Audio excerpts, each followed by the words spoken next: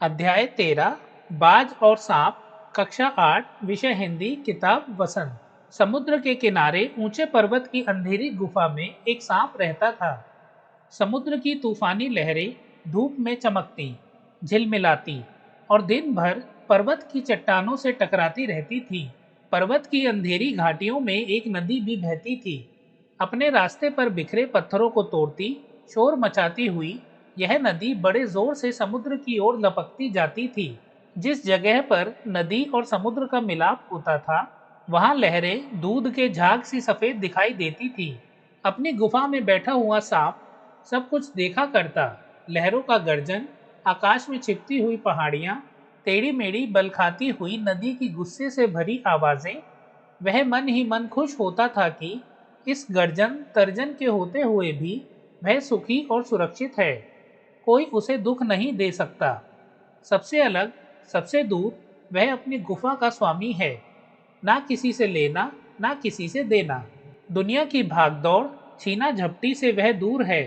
सांप के लिए यही सबसे बड़ा सुख था। एक दिन एकाएक आकाश में उड़ता हुआ खून से लथपथ एक बाज सांप की उस गुफा में आ गिरा। उसकी छाती पर कितने ही जख्मों के निशान थे, पंख खून से सने थे और वह अधमरा सा जोर शोर से हाँफ रहा था। जमीन पर गिरते ही उसने एक दर्द भरी चीख मारी और पंखों को फड़फड़ाता हुआ धरती पर लौटने लगा। डर से सांप अपने कोने में सिकुड़ गया, किंतु दूसरे ही क्षण उसने भांप लिया कि बाज जीवन की अंतिम सांसें गिन रहा है और उससे डरना बेकार है। यह सोचकर उसकी हिम्मत बंधी और वह रेंगता हुआ उस घायल पक्षी के पास जा पहुंचा। उसकी तरफ कुछ देर देखता रहा, फिर मन ही मन खुश होता हुआ बोला, क्यों भाई, इतनी जल्दी मरने की तैयारी कर ली? बाज ने एक लंबी आह भरी। ऐसा ही दिखता है कि आखिरी घड़ी आ पहुंची है, लेकिन मुझे कोई शिकायत नहीं है। मेरी जिंदगी भी खूब रही भाई, जी भरकर उसे भोगा है। जब तक शरीर में ताकत रही, कोई सुख ऐसा नहीं बचा जिसे ना भोगा हो। दूर दूर तक उड़ानें भरी हैं, आकाश की असीम ऊंचाइयों को अपने पंखों से नाप आया हूँ। तुम्हारा बड़ा दुर्भाग्य है कि तुम जिंदगी भर आकाश में उड़ने का आनंद कभी नहीं उठा पाओगे। सांप बोला, आकाश? आकाश को लेकर क्या मैं चाटूंगा? आकाश में आखिर रखा क्या है? क्या मैं तुम्हारे आकाश में रेंग सकता हूँ? ना भाई, तुम्हारा आकाश तुम्हें ही मुबारक। मेरे लिए तो यह गुफा भली। इतनी आरामदेह और सुरक्षित जगह और कहाँ होगी? सांप मन ही मन बाज की मूर्खता पर हंस रहा था। वह सोचने लगा कि आखिर उड़ने और रेंगने के बीच कौन सा भारी अंतर है। अंत में तो सबके भाग्य में मरना ही लिखा है। शरीर मिट्टी का है, मिट्टी में ही मिल जाएगा। अचानक बाज ने अपना झुका हुआ सिर ऊपर उठाया और उसकी दृष्टि सांप की गुफा के चारों ओर घूमने लगी। चट्टानों में पड़ी दरारों से पानी गुफा में टपक रहा था। सीलन और अंधेरे में डूबी गुफा में एक भयानक दुर्गंध फैली हुई थी, मानो कोई चीज वर्षों से पड़ी पड़ी सड़ गई हो। बाज के मुंह से एक बड़ी जोर की करुण चीख फूटी पड़ी। आह! काश मैं सिर्फ एक बार आकाश में उड़ पाता। बाज की ऐसी करुण चीख सुनकर सांप कुछ सिटपिटा सा गया। एक क्षण के लिए उसके मन में उस आकाश के प्रति इच्छा पैदा हो गई जिसके वियोग में बाज इतना व्याकुल होकर छटपटा रहा था। उसने बाज से कहा, यदि तुम्हें स्वतंत्रता इतनी प्यारी है, तो इस चट्टान के किनारे से ऊपर क्यों नहीं उड़ जाने की कोशिश करते? हो सकता है कि तुम्हारे पैरों में अभी इतनी ताकत बाकी हो कि तुम आकाश में उड़ सको। कोशिश करने में क्या हर्ज है? बाज में एक नई आशा जग उठी। वह दूने उत्साह से अपने घायल शरीर को घसीटता हुआ चट्टान के किनारे तक खींच लाया। खुले आकाश को देखकर उसकी आंखें चमक उठी। उसने एक गहरी, लंबी सांस ली और अपने पंख फैलाकर हवा में कूद पड़ा।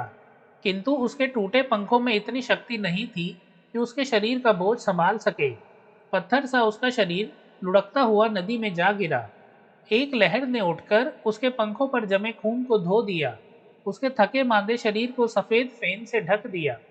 फिर अपनी गोद में समेटकर उसे अपने साथ सागर की ओर ले चली।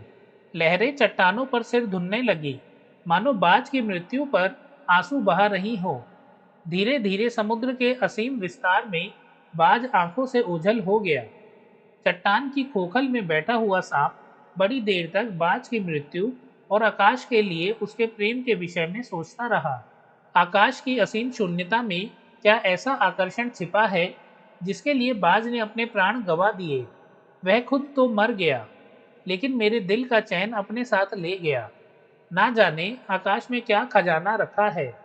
एक बार तो मैं भी वहां जाकर उसके रहस्य का पता लगाऊंगा, चाहे कुछ देर के लिए ही हो। कम से कम उस आकाश का स्वाद तो चख लूंगा। यह कहकर सांप ने अपने शरीर को सिकोड़ा और आगे रेंगकर अपने को आकाश की शून्यता में छोड़ दिया। धूप में क्षण भर के लिए सांप का शरीर बिजली की लकीर सा चमक गया, किंतु जिसने जीवन भर रेंगना सीखा था वह भला क्या उड़ पाता। नीचे छोटी छोटी चट्टानों पर थप्प से सांप जा गिरा। ईश्वर की कृपा से बेचारा बच गया, नहीं तो मरने में क्या कसर बाकी रही थी। सांप हंसते हुए कहने लगा, सो उड़ने का यही आनंद है, भर पाया मैं तो। पक्षी भी कितने मूर्ख हैं, धरती के सुख से अनजान रहकर आकाश की ऊंचाइयों को नापना चाहते थे, किंतु अब मैंने जान लिया कि आकाश में कुछ नहीं रखा, केवल ढेर सी रोशनी के सिवा वहाँ कुछ भी नहीं। शरीर को संभालने के लिए कोई स्थान नहीं, कोई सहारा नहीं। फिर वे पक्षी किस बूते पर इतनी डींगे हाँकते हैं, किस लिए धरती के प्राणियों को इतना छोटा समझते हैं। अब मैं कभी धोखा नहीं खाऊंगा। मैंने आकाश देख लिया और खूब देख लिया। बाज तो बड़ी बड़ी बातें बनाता था, आकाश के गुण गाते थकता नहीं था। उसी की बातों में आकर मैं आकाश में कूदा था। ईश्वर भला करे, मरते मरते बच गया। अब तो मेरी यह बात और भी पक्की हो गई है कि अपनी खोखल से बड़ा सुख और कहीं नहीं है। धरती पर रेंग लेता हूँ, मेरे लिए यह बहुत कुछ है। मुझे आकाश की स्वच्छंदता से क्या लेना देना। ना वहाँ छत है, ना दीवारें हैं, ना रेंगने के लिए जमीन है। मेरा तो सिर चकराने लगता है, दिल कांप कांप जाता है। अपने प्राणों को खतरे में डालना कहाँ की चतुराई है। सांप सोचने लगा कि बाज अभागा था, जिसने आकाश की आज़ादी को प्राप्त करने में अपने प्राणों की बाजी लगा दी। किंतु कुछ देर बाद सांप के आश्चर्य का ठिकाना नहीं रहा।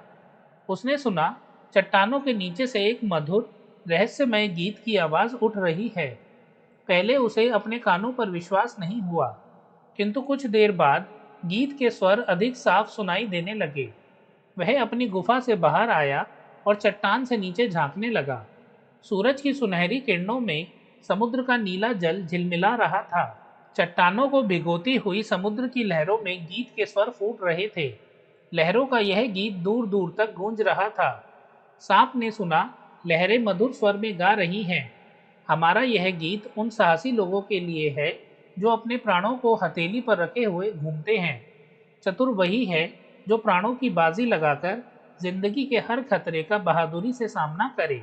ओ निडर बाज, शत्रुओं से लड़ते हुए तुमने अपना कीमती रक्त बहाया है, पर वह समय दूर नहीं है जब तुम्हारे खून की एक एक बूंद जिंदगी के अंधेरे में प्रकाश फैलाएगी और साहसी बहादुर दिलों में स्वतंत्रता और प्रकाश के लिए प्रेम पैदा करेगी। तुमने अपना जीवन बलिदान कर दिया, किंतु फिर भी तुम अमर हो। जब कभी साहस और वीरता के गीत गाए जाएंगे, तुम्हारा नाम बड़े गर्व और श्रद्धा से लिया जाएगा। हमारा गीत जिंदगी के उन दीवानों के लिए है जो मर कर भी मृत्यु से नहीं डरते। निर्मल वर्मा। दोस्तों, इसी के साथ हमारा अध्याय यहाँ समाप्त होता है। अब इसके करते हैं शब्दार्थ। शिखर अर्थात पहाड़ की चोटी, सरिता अर्थात नदी, सिट पिटाना अर्थात भय या घबराहट से सहम जाना, असीम अर्थात जिसकी कोई सीमा ना हो, अपार, खोखल अर्थात खोखली जगह, बड़ा छेद। दोस्तों, इसी के साथ हमारा अध्याय 13 बाज और सांप यहाँ समाप्त होता है। हमने इस अध्याय को पढ़ा और साथ ही इसके शब्दार्थ भी पढ़े। इसके प्रश्न उत्तर हम अलग से एक वीडियो में करेंगे। अगर आपको यह वीडियो अच्छी लगी तो इसे लाइक कीजिए और अपने दोस्तों के साथ इसे शेयर कीजिए। वीडियो देखने के लिए आपका धन्यवाद।